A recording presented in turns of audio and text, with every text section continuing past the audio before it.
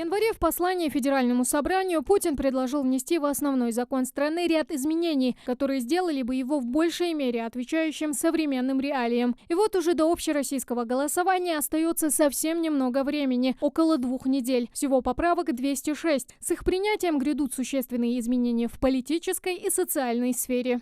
Поправки давно назрели, они нужны и, убежден, будут полезны для страны, для общества и для наших граждан. Потому что они направлены на то, чтобы укрепить наш суверенитет, наши традиции и наши ценности. То, что составляет основу нашей жизни.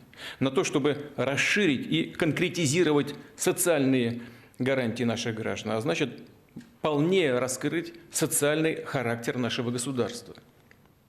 В целом, создать условия для уверенного, поступательного, эволюционного развития России на длительную историческую перспективу. С мнением главы государства о том, что Конституция, принятая еще в 1993 году, устарела, ее пора обновлять, согласен и Усман Евлоев, председатель городского совета Малгобека. Для него по роду деятельности ближе всего поправка в 131 закон, касающаяся местного самоуправления.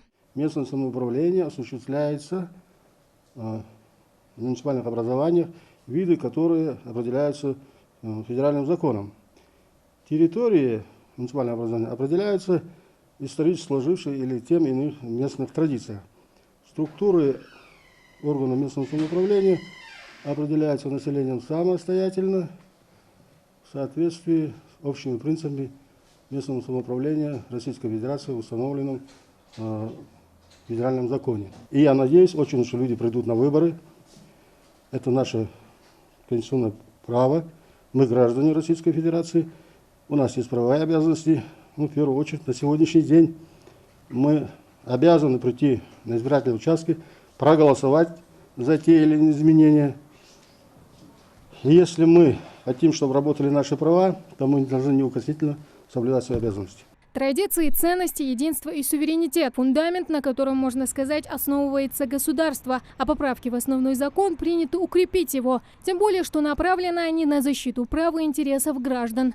Кроме тех статей, которые предложил сам президент Российской Федерации Путин Владимир Владимирович, меня очень сильно заинтересовали статьи, где впервые идет упоминание о Боге и историческая правда. Это тоже имеет очень большое значение для нашей республики. Вы знаете, что после издания указа репрессивного народа кое-какие части этого закона еще не доведены до конца и не исполнены. Я думаю, в связи с изменениями этой части Конституции этот вопрос будет решен и будет решен положительно. Так что думаю, что мы должны принять самое активное участие и провести эти выборы на достойном уровне.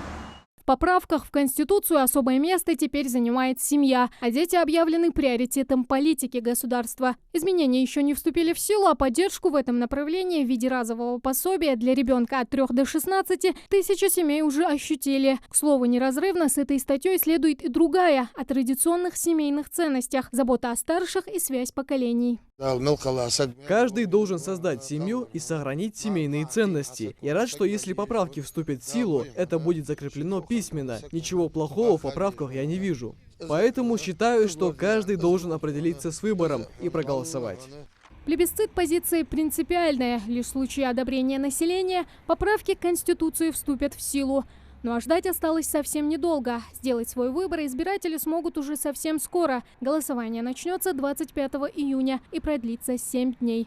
Тамара Хшагульгова, Магомед Белакиев, Новости 24.